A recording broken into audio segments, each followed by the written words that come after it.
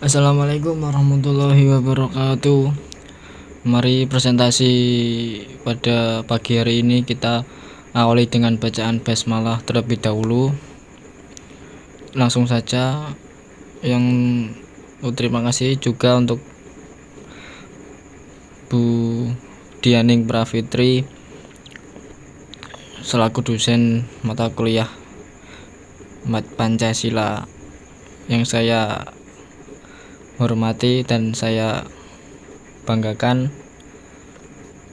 Di sini saya dan rekan saya akan sedikit menjelaskan tentang pengamalan sila keempat dan sila kelima.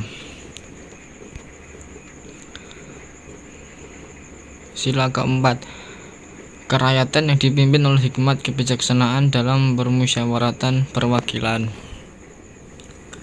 Makna dari sila keempat adalah mengenai pemimpin yang diharapkan memiliki segala aspek yang diharapkan dalam sila keempat, dan ada wujud pengamalan Pancasila dalam kehidupan sehari-hari.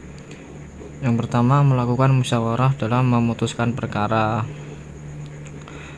Kedua, menerima hasil putusan musyawarah dengan lapang dada. Yang ketiga, menghormati pendapat dan kritikan seseorang. Jadi contoh pengamalan sila keempat itu kan dalam kehidupan sehari-hari itu adalah musyawarah untuk mencapai mufakat, misal saat pemilihan ketua kelas. Terus di masyarakat dilakukan untuk memilih ketua RT atau RW. Contoh lain juga sikap atau contoh pengamalan sila keempat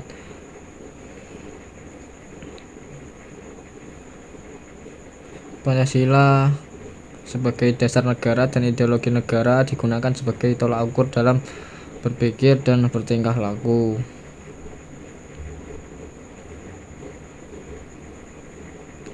Makna sila keempat Pancasila itu kerakyatan yang dipimpin oleh hikmat kebijaksanaan dalam permusyawaratan perwakilan adalah adanya penerimaan dari rakyat oleh rakyat untuk rakyat dengan cara musyawarah dan mufakat melalui lembaga-lembaga perwakilan.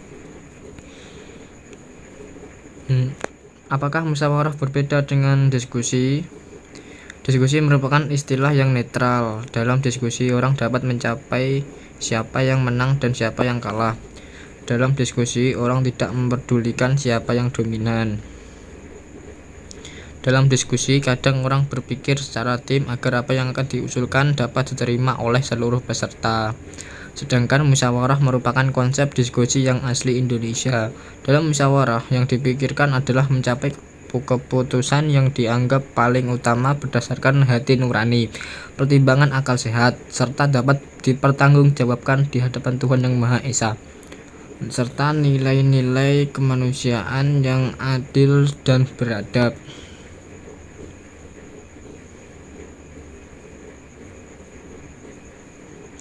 Nilai-nilai yang dikandung Pancasila dapat dibagi menjadi 5 sesuai dengan jumlah silanya, yaitu nilai religius, nilai kemanusiaan, nilai persatuan, nilai kerakyatan, dan nilai keadilan sosial.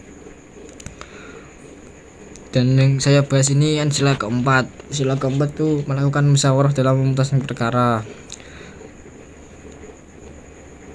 Itu contoh mengutamakan kepentingan negara dan masyarakat, tidak memaksakan kehendak terhadap orang lain, mengutamakan musyawarah dalam mengambil keputusan untuk kepentingan bersama, musyawarah untuk mencapai mufakat, diliputi oleh semangat kekeluargaan dengan etikat yang baik dan rasa tanggung jawab penerima dan melaksanakan hasil keputusan musyawarah. Musyawarah dilakukan dengan akal sehat dan sesuai dengan hati nurani yang luhur. Jadi sila keempat itu pengamalannya dengan melakukan musyawarah dengan beberapa orang di masyarakat, di desa-desa itu seperti pemilihan ketua RT, ketua RW. Itu menerima hasil putusan musyawarah dengan lapang dada dan menghormati pendapat dan kritikan seseorang. Udah lah ya, sekian dari saya, cukup itu. Intinya pengamalannya itu cukup kita melakukan hal atau tindakan musyawarah ketika ada RT atau RW melakukan pemilihan ketua RT itu. Kita harus ikut untuk yang sudah memenuhi persyaratan. Sekian dari saya. Selanjutnya, sila kelima, keadilan sosial bagi seluruh rakyat Indonesia. Makna dari sila kelima, keadilan sosial yang harus didapatkan rakyat Indonesia sehingga menghasilkan masyarakat yang makmur dan sejahtera berdasarkan nilai kemanusiaan. Pengamalan Pancasila dalam kehidupan sehari-hari. Yang pertama, ikut dalam pelaksanaan gotong royong di lingkungan sekitar. Yang kedua, menumbuhkan rasa peduli dan budi luhur. Ketiga, memberi pertolongan dan hak-hak yang harus diterima kepada orang yang membutuhkan. Nah, jadi ada banyak hal-hal yang bisa dilakukan untuk mengamalkan nilai sila kelima ini. Untuk mengetahuinya, untuk yang mencermati, untuk yang pengamalan pertama, ikut dalam pelaksanaan gotong royong di lingkungan sekitar. Kan contoh aja, misal kayak tetangga kita ada pembongkaran rumah, kita juga ikut serta membantu mereka karena dia juga butuh kita untuk agar pembongkarannya cepat selesai. Nah, itu juga termasuk gotong royong dalam pengamalan sila kelima tersebut. Yang kedua, menumbuhkan rasa peduli dan budi luhur. Itu kayak kalau ada teman kita atau yang tetangga kita sakit, kita harus wajib lah untuk menjenguk mereka.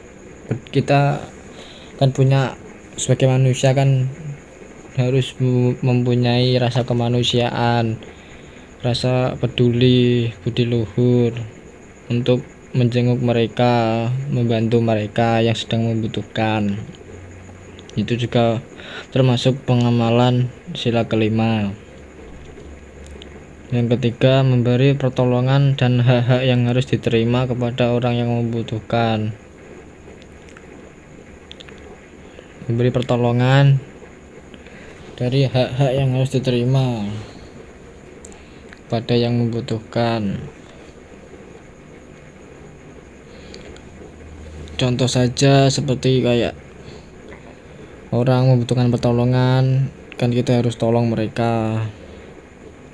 Kan namanya juga keadilan sosial bagi seluruh rakyat Indonesia. Pokoknya kalau ada kayak orang atau teman atau dari tetangga kita yang sedang membutuhkan, kan kita wajib harus membantu mereka, harus saling membantu. Dan juga sebaik-baik manusia adalah yang bermanfaat bagi manusia. Itu kan kita hidup juga sebagai makhluk sosial. Kalau makhluk yang butuh bantuan orang lain untuk melangsungkan hidup kita sendiri, kan butuh bantuan orang lain. Itu sekian penjelasan dari saya dalam sila keempat dan sila kelima. Untuk jika ada salah penyebutan kata atau salah atau kurang maksimal untuk penjelasan sila keempat dan lima, mohon dimaafkan. Sekian dari saya, sekian dari kami. Wassalamualaikum warahmatullahi wabarakatuh.